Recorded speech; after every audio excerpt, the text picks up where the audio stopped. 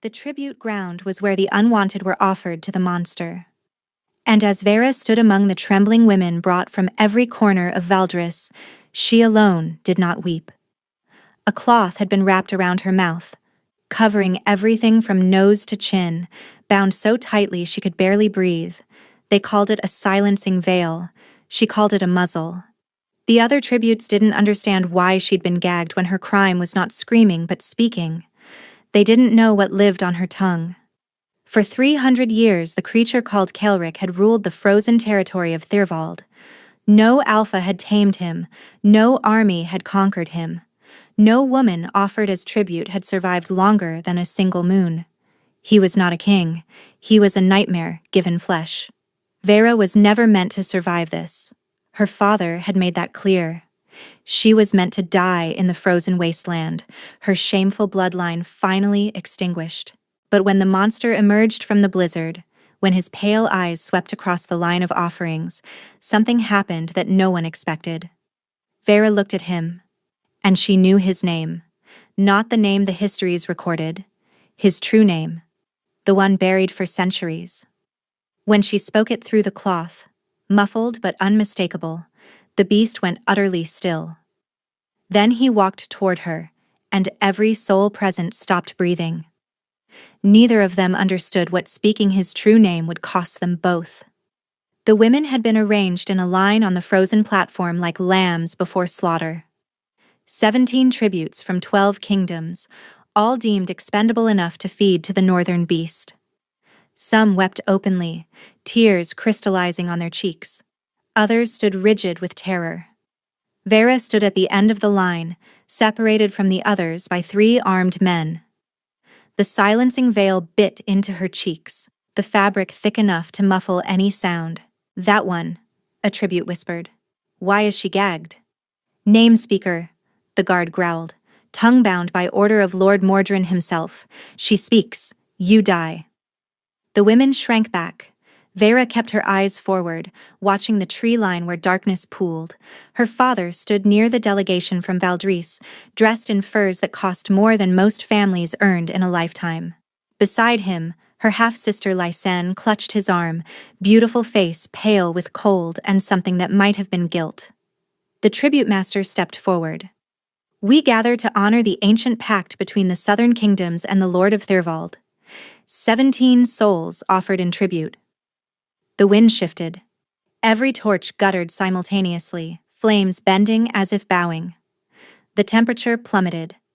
Vera felt ice forming on her eyelashes. The beast was coming. She sensed him before she saw him, a pressure against her mind, ancient and vast and burning cold. 2 tributes collapsed. 3 began screaming. Then he emerged from the blizzard.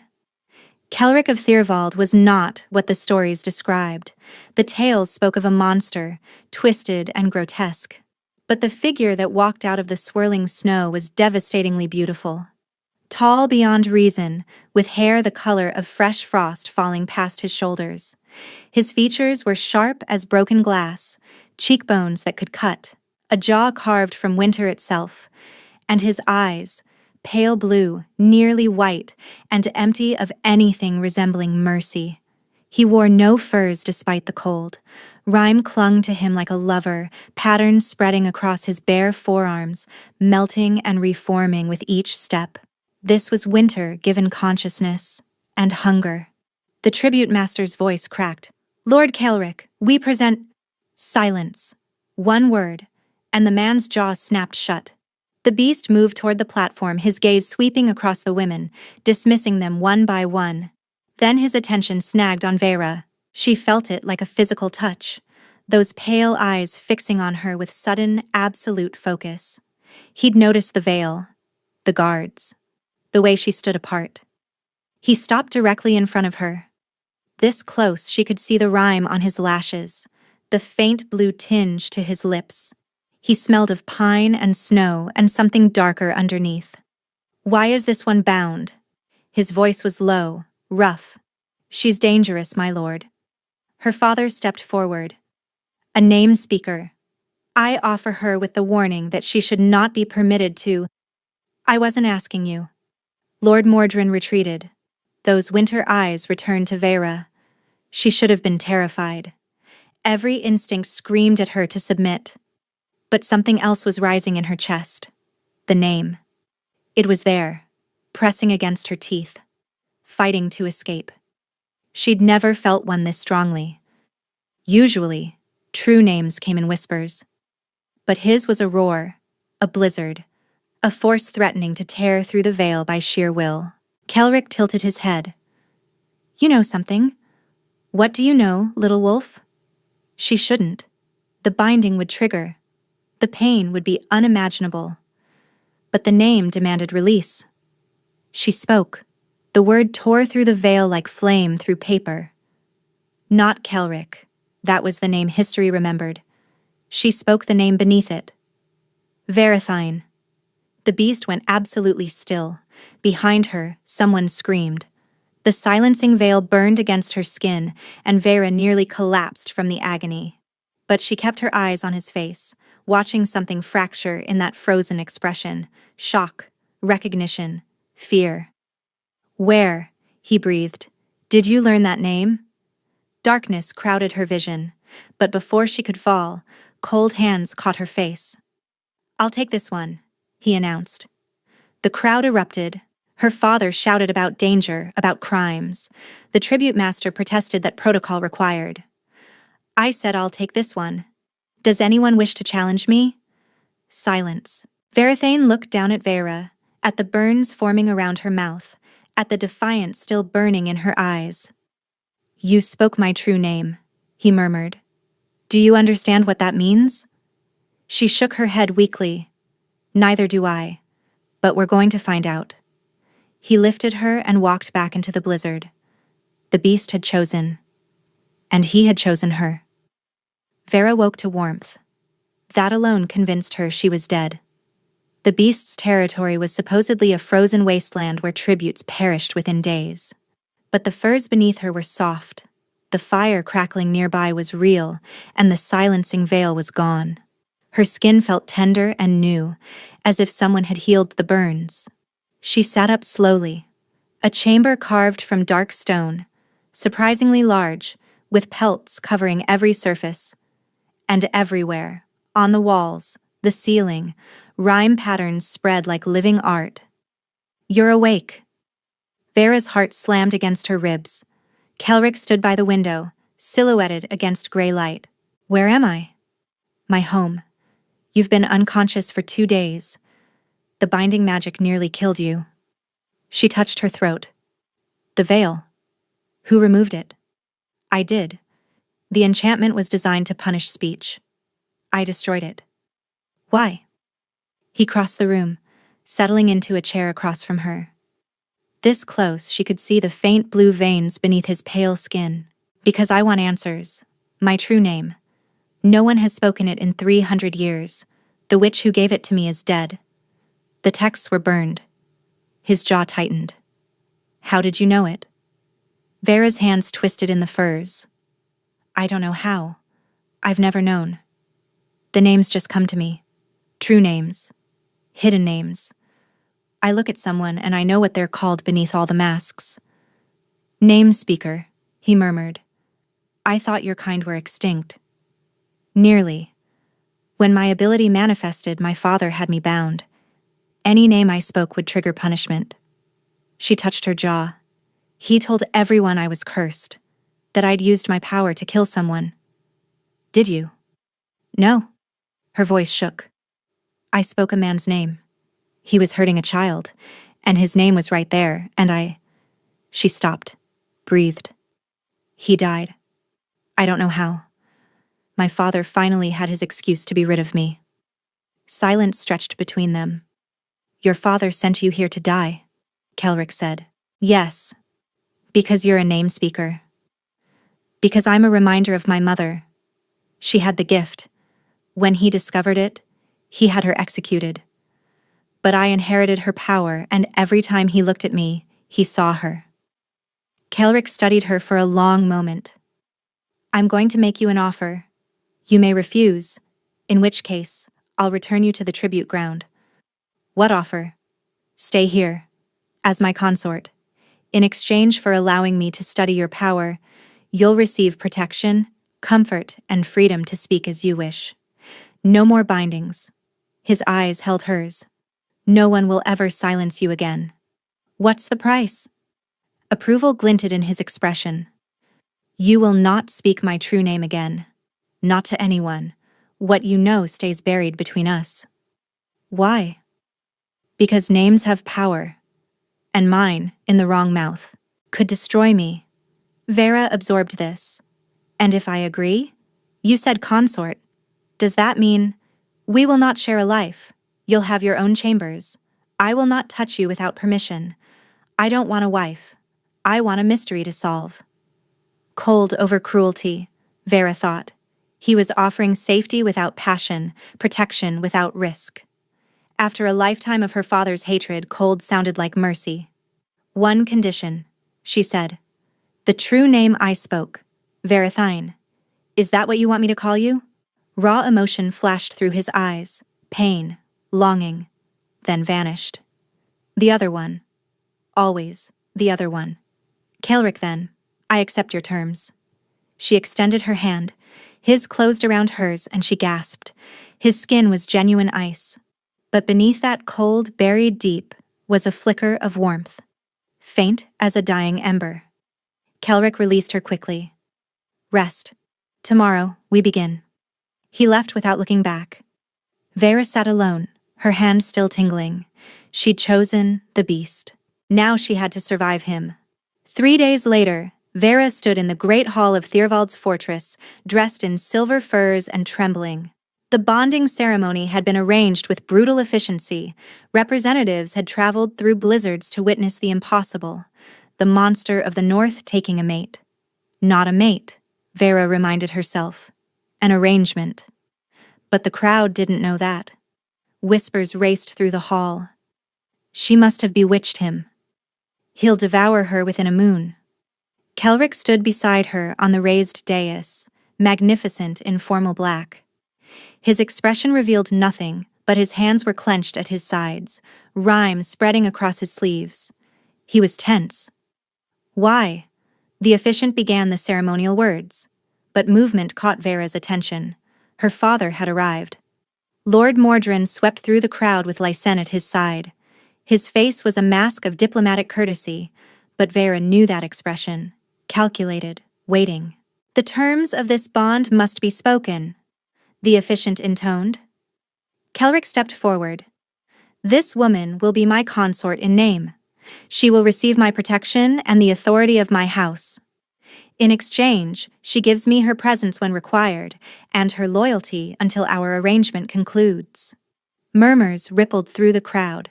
That wasn't a traditional bonding vow. My lord. Her father's voice cut through the whispers. Before this bond is sealed, I must register my formal protest. The hall went silent. Kelric turned slowly. Your protest is noted. And denied. You don't understand what you're bonding yourself to. This woman is a tongue-bound criminal. She used her power to kill. I'm aware of her history. Then you know she's dangerous. If you allow her to speak freely, she could... Could what? Kill me? Kelric descended the dais steps slowly. She already knows my true name. She spoke it on the tribute ground.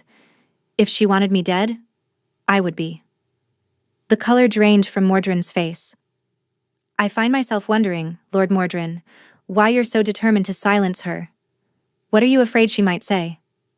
Mordrin stumbled backward. This woman is my consort, Kelric announced to the hall. Any insult to her is an insult to me. Her past is erased. Her crimes are pardoned. He extended his hand toward Vera. She took it and descended to stand beside him. You didn't have to do that, she murmured. I know. Then why? Something shifted in his gaze. Because I know what it's like to have family want you dead. The ceremony concluded. Representatives offered hollow congratulations. Then Lysen appeared at Vera's elbow. We need to speak. Privately. They found an alcove behind a pillar of ice. You have to leave, Lysen said immediately. Father isn't done. If the beast didn't reject you at the ceremony, there's another plan. What plan? I don't know details. but I heard him talking about what happens when the beast discovers what you really are. He knows I'm a name speaker. Not that. Li Sen grabbed her arm. The other thing. The thing father never told you about mother. Vera's heart stuttered. What about mother? Li Sen's face contorted with something between pity and horror. You don't just speak true names. That's not all you inherited. She glanced over her shoulder. There's no time. Just know that when he learns what you truly are, he won't just leave you. What are you saying? Li Sen leaned closer, her whisper barely audible. He'll devour you. Then she was gone. Vera stood frozen. What you truly are. The other thing. There's something else. Something father kept from me. Across the hall, Kelric's pale eyes found her through the crowd. She had secrets. He had secrets. Her father had secrets upon secrets. The question was, which truth would destroy them first? The bonding ceremony required a physical element. Not the full claiming, Kelric had made that clear, but something to satisfy ancient laws, a sharing of blood, a mingling of sense. It can be brief, he'd told her, a formality. But as Vera followed him to his chambers that night, she wondered if anything involving the beast could truly be called a formality. His rooms were dominated by a massive bed draped in white furs. The fire burned high, though he stood far from it, near the ice windows. There's something you should know, he said without turning. I require complete darkness, no light whatsoever. Why? Because when I lose control, my curse becomes visible. I would prefer you not see it. I understand, she said. He turned, surprise in his pale eyes. You're not going to ask? You haven't demanded I explain what I can't explain. I can offer you the same courtesy. The servants extinguished the fire and left. Darkness fell like a physical weight. Are you certain? His voice came from directly in front of her. This doesn't have to be more than a formality. Is that what you want? Silence stretched between them. What I want hasn't mattered in 300 years. His hands found her shoulders. Even through clothing, the cold seared her skin. Shocking, like plunging into a winter lake. You're so warm, he murmured with wonder. I'd forgotten what warmth felt like. His fingers traced downward, finding the clasps of her gown. He moved slowly, giving her every chance to stop him. When she didn't, the fabric whispered to the floor. His palms pressed against her bare stomach, and they both gasped. The contrast was overwhelming, his frozen skin against her heat. Rime spread from his fingers, tiny crystals forming only to melt immediately. Does the cold hurt? He asked roughly. No. Does my heat hurt you? It should. Heat has been agony for centuries, but you don't burn. You thaw. Vera reached for him, finding his bare chest. His skin was genuinely frozen, but where her palms pressed flat, something stirred. A flicker of warmth buried impossibly deep. I can feel it, she breathed. Underneath. Something that never quite went out. His breath caught. That's impossible. I know what I feel. His mouth found hers. The kiss was cold at first, but as it deepened, something changed. The ice began to melt. His lips warmed against hers. They found the bed, a tangle of cold limbs and heated skin. Every place they touched became a battleground, his frost spreading across her, her heat melting it away. When they came together, Vera cried out at the intensity. He was cold inside her, impossibly cold, but her body responded with heat that made them both shudder. Afterward, they lay tangled in furs. His arm draped across her waist, his chest pressed against her back. Stay, Vera whispered. His arm tightened. For a moment she thought he would refuse. Just until dawn. It was more than she'd expected. When she woke, gray light filtered through the drapes. The bed was empty. But his scent lingered, and Vera pressed her face into his pillow. He'd stayed. She wanted more. Dangerous thoughts. This was an arrangement, not a courtship. But as she rose, her body still tingling, Vera couldn't quite convince herself that was still true. The weeks that followed were unlike anything Vera had experienced. Kelric studied her power with methodical intensity, bringing texts about name speakers from his vast library. She could speak true names, but she couldn't command through them. Her power was illumination, not destruction. "Your father was wrong about you," Kelric said one evening. "Name speakers were never dangerous. They were hunted because they revealed truths people wanted buried." "Then why did that man die?" Vera asked quietly. "I only spoke his name." "What was he doing when you spoke it?" "Hurting a child. He had the boy by the throat." "And what did you feel?" "Rage. I wanted him to stop. I wanted justice." Name. Speakers don't just reveal truth. In moments of extreme emotion, they can bind truth to consequence. If that man's identity was built on violence, then speaking his name while wanting justice. He paused. His own truth destroyed him, not you. Relief washed through her. She'd carried the guilt for years. "Thank you," she breathed. That night, when he came to her chambers, there was new tenderness in his touch. He still required darkness, still left before dawn. But he stayed longer each time, revealed more of himself. She learned he'd been human once before a witch's curse transformed him. The rime spreading across his skin was the curse slowly consuming him over centuries. "You do something to me," he admitted one night. "When we're together, the cold retreats. Then stay longer." "I can't." "Why?" "Because the longer I stay, the more I want. And wanting is dangerous for me." She didn't understand. Not then. But she started noticing things. The rhyme patterns grew more elaborate each week. Some evenings when he arrived, he couldn't speak until she held him for an hour, her warmth thawing his frozen throat. Other nights, she woke to find him shivering, cold coming from inside rather than out. "Something's wrong," she said one evening, finding him surrounded by half-frozen documents. "Kelric, please, you're getting worse." "It's always been this way." His lips were blue, skin translucent. 300 years, Vera. The curse has been killing me slowly. This is simply what the end looks like." Her heart stopped. "The end? I'm dying. The frost will eventually reach my heart, and then the beast of the north will finally trouble no one." "No." The word tore out of her. "There has to be something." "There's nothing." His hands tightened on hers. "I accepted my death centuries ago. I simply wanted to understand a mystery before the end." She couldn't speak. She'd known this was temporary, but she hadn't expected parting to mean watching him die. "If you want to leave before the end," he said quietly, "I'll arrange it." "Leave?" Vera stared at him.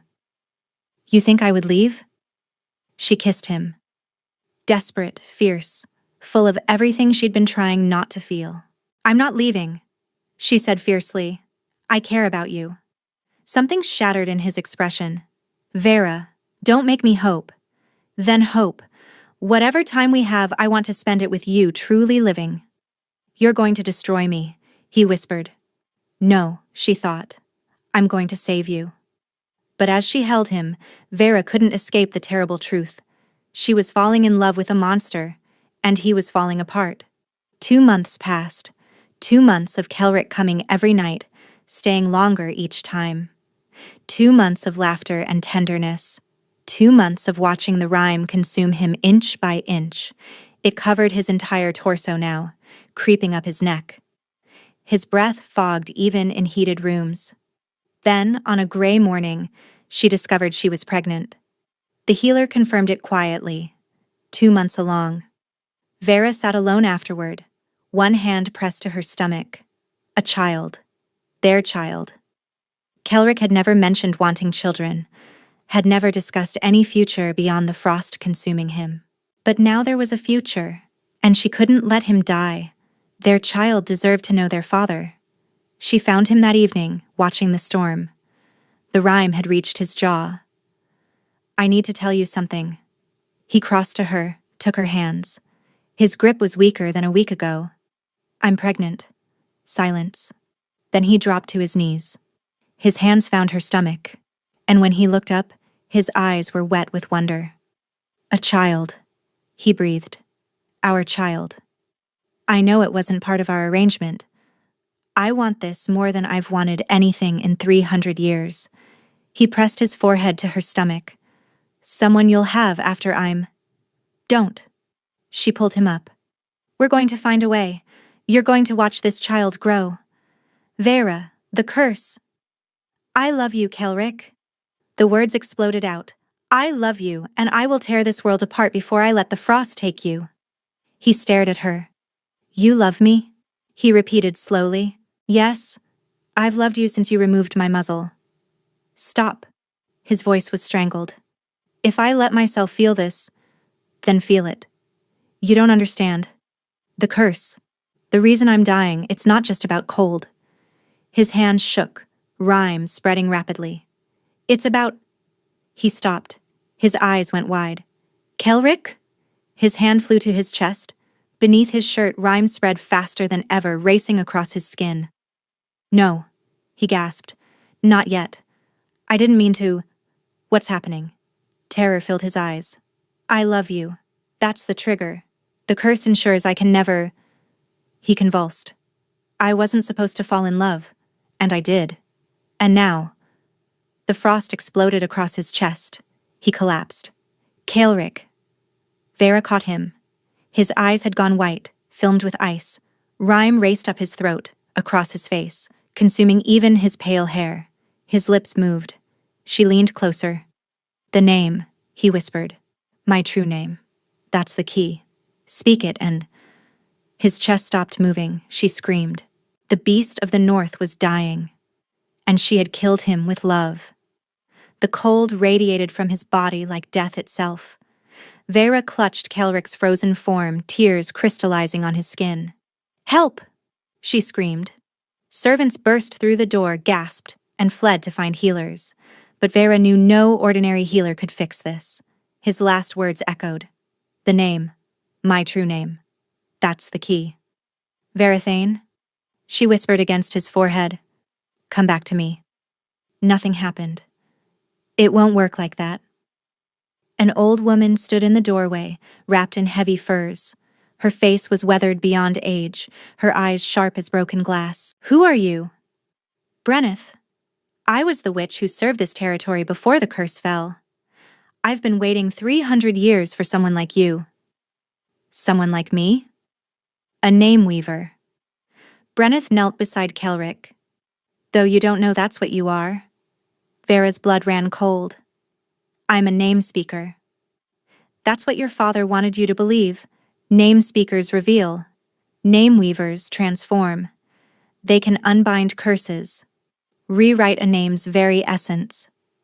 My mother was the most powerful name weaver born in 5 centuries. I taught her before she fled south. Grief softened the old witch's voice. She thought she could hide among ordinary wolves. But power like hers doesn't stay hidden. My father had her killed. Because he discovered what she truly was. More than that, he was paid. There are those who benefit from this curse continuing, who paid your father to ensure no name weaver ever came north. The implications crashed over Vera like an avalanche. Her father hadn't bound her power because she was dangerous. He'd bound it because she was the cure. How do I save him? Speak his true name again, but weave it. Reshape its binding to the curse.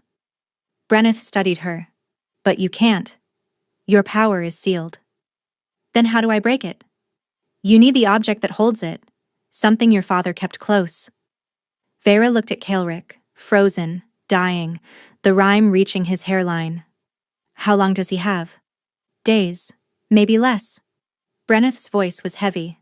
The curse feeds on his love. The stronger the feeling, the faster it consumes. Vera's heart shattered and reformed into something harder. Watch over him, keep him alive. Where are you going? To get the seal, to face my father. The journey south took 2 days of riding through blizzards, barely sleeping. The bond with Kelric grew fainter each hour, a thread stretched impossibly thin. But it was still there. He was still fighting. The Mordrin estate rose before her as the sun set. Vera strode toward the entrance, flanked by 2 of Kaelric's guards. She found Lord Mordrin in his study, wine in hand. "Daughter, I didn't expect you to survive this long. Where is the seal?" "What seal?" "Don't. The object you used to bind my power. I need it." Mordrin laughed coldly. "So you finally learned what you are. You killed my mother. I had her killed. There's a difference. She was becoming difficult, threatening to take you away, train you properly." His lip curled. "I couldn't allow that. Because someone paid you." Fear flickered in his eyes. "Who told you that?" "It doesn't matter. Give me the seal." "And then what? You'll have me arrested?" "The beast of the north is dying." Vera's voice was steady. "Your conspirator's plan is working. But I'm carrying his child. If Kaelric dies, I become regent. I inherit his armies." She smiled sharply. "The first thing I'll do is investigate everyone who had dealings with you, and when I find who's behind this curse, I will burn their houses to the ground. But if you give me the seal now, I might show mercy." Silence. A new voice spoke from the doorway. "He won't tell you anything useful." Lysen stepped inside. "But I know where the seal is." "Lysen?" Mordrin's voice was a warning. "I've been watching you, father. The letters you send, the visitors who come at night." Lysen's voice shook. "You killed our mother. You tried to kill our sister. For what? Gold?" She pointed at the portrait of their grandfather. "The seal is in the vault behind that." Vera moved toward it and pulled the portrait aside. A small safe sat embedded in the wall. "Open it." Mordrin threw her the key, hatred in his eyes. "You'll regret this. The people I work for don't forgive betrayal." Inside the safe was a small carved box. When Vera lifted the lid, she felt a pull, a connection, like finding a missing piece of herself. The seal was a stone disc inscribed with writhing runes. "Send for the authorities," Vera told the guards. "Lord Mordrin will be charged with conspiracy, murder, and treason." "Treason?" Mordrin laughed. "I'm not the beast's subject. You are now. The moment you sold your daughter to Thiervald, you became part of the Northern Kingdom." She turned to Lysen. "Thank you." "I'm sorry," Lysen whispered, "for everything." "We'll talk later." Vera mounted her horse and rode north, the seal burning against her palm like a promise. She just had to reach him in time. She rode through the night, stopping only when her horse threatened to collapse. The bond with Kaelric was barely a whisper now, but it was still there. When the fortress came into view, she abandoned her horse and ran. Brenneth met her outside Kaelric's chambers. "You're almost too late. His heart is barely beating." Vera pushed inside. Kaelric lay encased in ice, a statue of winter. Beautiful, terrible, utterly still. "Tell me what to do." "Break the seal first." Vera looked at the stone disc. The runes pulsed with malevolent energy. She thought of her mother, killed for being powerful. The years she'd spent muzzled, silenced. Then she thought of Kaelric, his cold hands and warm heart, the way he'd told her she could speak. She closed her fist and pulled. The pain was immense, like tearing away part of her soul. But she pulled harder, and with a sound like shattering glass, the seal broke. Power flooded through her. She could feel names everywhere, not just see them but sense their shapes, their colors. The universe was made of names. "Now," Brenneth urged, "speak his true name, but weave it. Find the threads of the curse and cut them." Vera climbed onto the bed and placed her hands on his chest. She closed her eyes. In her mind, his name burned cold and blue, wrapped in chains of ancient magic. She reached for those chains. They fought back, tried to freeze her out, but she was fire. "Varathine." Her voice resonated with power. "I see you, not the beast they made you, the man beneath, the warmth buried under centuries of ice." The chains shuddered. "I weave you free. I unbind you from this curse. I reshape your name from a prison into a door. Not Kaelric, the the beast. Not Varathane, the frozen king. Just you, the man I love, mine. The chains shattered, light exploded, warm, golden, impossibly bright. The ice cracked, melted, evaporated. Then he gasped. His eyes flew open, not white anymore, but clear gray, like storm clouds breaking to reveal sun. Vera, he breathed. She collapsed against his chest, sobbing. His arms came around her, and they were warm. You did it, Brenneth said, tears tracking down her face. The curse is broken. Not just from him, but his entire line. Your child will be born free. Kelric's hand found Vera's stomach. Our child will be free. He kissed her then, deep, desperate, full of everything he'd been unable to say when love meant death. 6 months later, Vera stood in the great hall, her daughter cradled in her arms. The curse was truly broken. Warmth had returned to the Northern Territory. Kelric crossed to her, his footsteps no longer leaving frost prints. She spoke her first word today, Vera said. Already? She's a Nameweaver's daughter. Words come early. What did she say? Vera looked at him. This man who had chosen her when no one else would, who had removed her muzzle and given her voice. Papa. His eyes went bright with tears. He pulled them both close, his wife and his daughter, holding them against a heart that had been frozen for centuries, finally thawed. The beast of the north, Vera murmured, bowed to no Alpha King. He pressed a kiss to her hair. Until you spoke my true name, and set us both free.